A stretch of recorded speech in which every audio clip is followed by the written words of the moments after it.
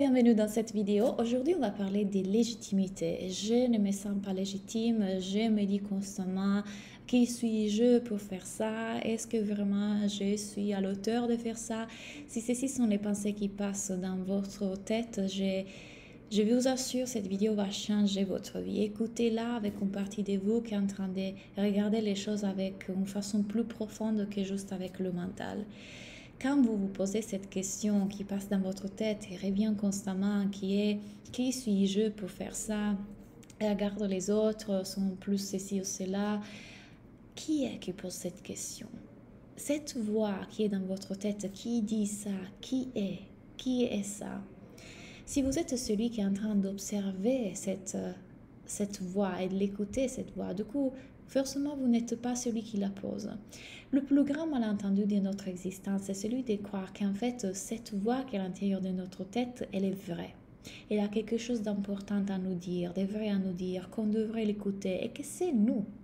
Alors que cette voix n'est rien d'autre que l'activité psychologique de notre cerveau et que toute cette vie, pendant toute cette vie, nous nous sommes identifiés à ce cerveau. Mais vous n'êtes pas ça.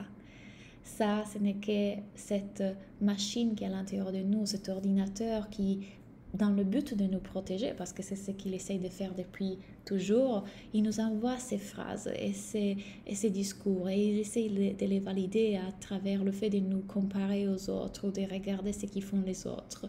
Alors que c'est un mécanisme humain biologique qui est là depuis des années, des années, des années. C'est le même principe par lequel notre cerveau, quand on était encore dans des cavernes, regardait deux plantes différentes et il essayait de les analyser et comparer pour identifier laquelle était vénéneuse et pouvait nous faire du mal. Et de la même façon, notre cerveau compare, analyse, il est constamment en train d'essayer de prendre toutes les données de notre monde extérieur pour nous protéger. Donc, du coup, cette pensée qui circule dans notre tête qui dit qui suis-je pour faire ça? Et est-ce que je suis à l'auteur de faire ça? Le problème, c'est que la plupart d'entre nous croient vraies nos pensées. Ils s'identifient à elles et le croient vrai. Mais nous, on n'est rien d'autre que le spectateur de cette activité qui s'est fait en nous. On est celui qui regarde le film, pas le personnage du film.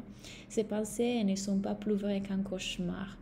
Un cauchemar, vous savez, il vient avec une charge émotionnelle et on ressent des émotions, on ressent toute une série de choses, on transpire, on se réveille même, mais rien s'est passé dans la réalité. On avait toujours été en sécurité, tout allait bien. C'était juste dans notre cerveau. Donc, ce qui est en train de se passer à ce moment-là, c'est que vous êtes en train de croire vrai vos pensées plutôt que les voir, vos pensées. Vous l'avez entendu partout, Eckhart Tolle, les grands maîtres, ils vous disent d'apprendre à observer vos pensées. Quand vous êtes en méditation, une pensée se fait à travers vous et vous la laissez passer. Vous n'avez pas besoin d'être en méditation pour faire cela. Ça devrait être quelque part la façon dont on vit notre vie, mais personne ne nous enseigne la vie.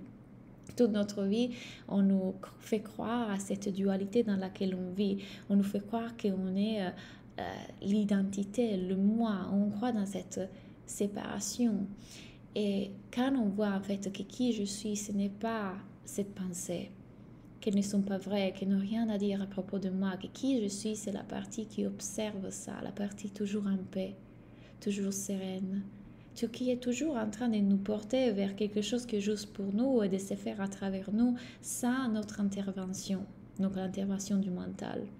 C'est une énergie, nous sommes cette énergie qui nous porte. Le moi n'existe pas. Donc à chaque fois que vous vous répétez, je ne suis pas valable, je ne vais pas y arriver, je ne suis pas assez, qui suis-je pour faire ça?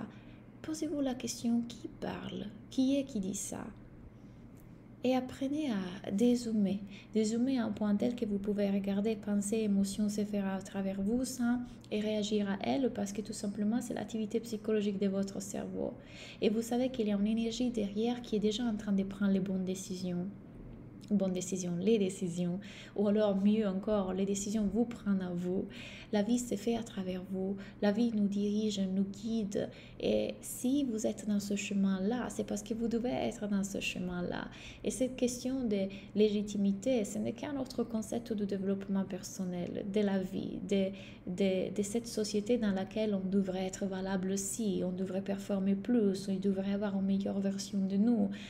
On est déjà exactement là où on doit être et on est parfait, infiniment parfait là comme on est pour tout ce qui doit se faire à travers nous et pour les autres.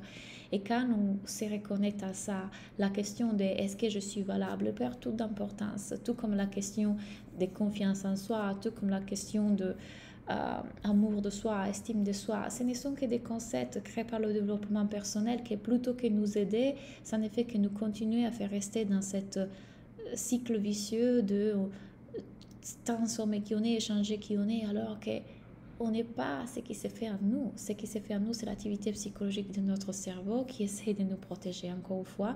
Mais qui on est vraiment, c'est quelque chose de beaucoup plus grand derrière. Cette paix, cette calme, cette sécurité, cette perfection déjà derrière. Alors quand on sait qu'on est ça, on sait aussi que toutes les pensées qui viennent dire le contraire, c'est encore une fois juste le mental. Et je peux observer mon mental faire ça. Et oui, c'est une pratique spirituelle, c'est une vraie pratique parce que c'est comme de la méditation.